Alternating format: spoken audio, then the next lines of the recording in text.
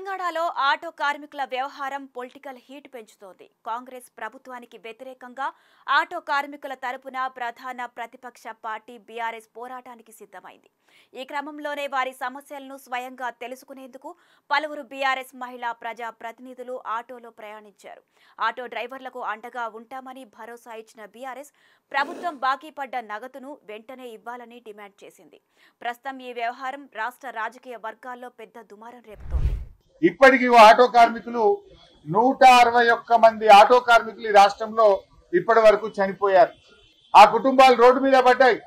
చనిపోయిన ఆటో కార్మికుల కుటుంబాలకు 10 లక్షల రూపాయల ఎక్స్గ్రేషియా ఇవ్వాలని బీఆర్ఎస్ పార్టీ పక్షాన డిమాండ్ చేస్తా ఉన్నాం. కాంగ్రెస్ ప్రభుత్వం అధికారంలోకి వచ్చిన తర్వాత రాష్ట్రంలో 161 మంది ఆటో డ్రైవర్లు ఆత్మహత్యకు పాల్పడ్డారని బీఆర్ఎస్ తీవ్ర ఆరోపణలు చేసింది. వారి కుటుంబాలన్నీ ప్రస్తుతం రోడ్డున పడ్డాయని మండిపడింది. ఈ క్రమంలోనే బలవర్ మరణానికి పాల్పడిన 161 మంది ఆటో డ్రైవర్ల కుటుంబాలకు 10 లక్షల రూపాయల చొప్పున ఆర్థిక సహాయం అందించాలని డిమాండ్ చేశారు మాజీ మంత్రి ఎమ్మెల్యే హరీష్ రావు. 3,000 కోట్లు ఈ నెల వచ్చినాయి కదా, నీకు ఆదాయం అదనంగా వచ్చింది. మద్యం షాపుల మీద దరఖాస్తుల మీద 3,000 కోట్ల రూపాయలు సంపాదించినవు. మరి ఆ 1,500 కోట్లు ఆటో కార్మికులకు బాకీ పడ్డవు, దాన్ని విడుదల చేయి, ఆటో కార్మికుల్ని కాపాడుకో అని చెప్తా ఉన్నాము. ఇటీవలే మద్యం టెండర్ల ద్వారా రాష్ట్ర ఖజానాకు 3,000 కోట్ల రూపాయలు వచ్చాయన్న ఆయన అందులో సగం అంటే 1,500 కోట్ల రూపాయలను రాష్ట్ర వ్యాప్తంగా ఉన్న ఆటో కార్మికులకు ఇచ్చి ఆదుకోవాలని కోరారు. ఈ క్రమంలోనే కాంగ్రెస్ అగ్రనేత రాహుల్ గాంధీ మళ్లీ హైదరాబాద్ వస్తే ఆటో డ్రైవర్లు నిలదీస్తారని హరీష్ రావు తెలిపారు. శంషాబాద్ లోనే డ్రైవర్లంతా ఆటోలు అడ్డుపెట్టి నిలదీస్తారని చెప్పారు. గతంలో ఓట్ల కోసం ఆటో ఎక్కి అధికారంలోకి రాగానే ఇచ్చిన హామీలను మర్చిపోయావా రాహుల్ గాంధీ అంటూ ప్రశ్నించారు.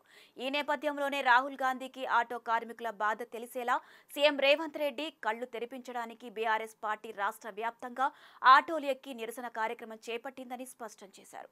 ఇప్పటికైనా ప్రభుత్వం చిత్తశుద్ధిని నిరూపించుకోవాలన్న ఆయన వెంటనే ఆటో కార్మికులకు బాకీ పడ్డ 24,000 చెల్లించాలని డిమాండ్ చేశారు.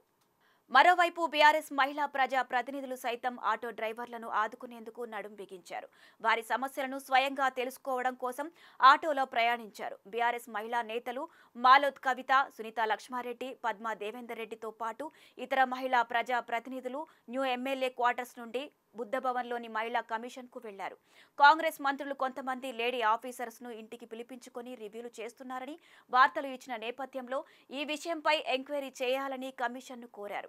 ఈ వ్యవహారంపై పూర్తిస్థాయి విచారణ జరిపి నిజానిజాలు తెలుసుకొని చర్యలు తీసుకోవాలని డిమాండ్ చేశారు. ఆటో కార్మికులు ఇంకా ఎవరు కూడా చనిపోవద్దని కూడా తమ్ముళ్ళని మేము కోరుతా ఉన్నాం. ధైర్యంగా ఉండండి, పోరాడుదాం. మీ పిల్లలు, మీ భార్య, కుటుంబ సభ్యులు వీధిన పడద్దు. మీరు ధైర్యంగా ఉండండి. మళ్లీ వచ్చేది బీఆర్ఎస్ ప్రభుత్వం, తప్పకుండా మిమ్మల్ని కాపాడుకుంటాం. రాష్ట్రంలోని ఆటో డ్రైవర్లందరికీ పార్టీ మద్దతుగా ఉందని చెప్పారు బీఆర్ఎస్ నేతలు.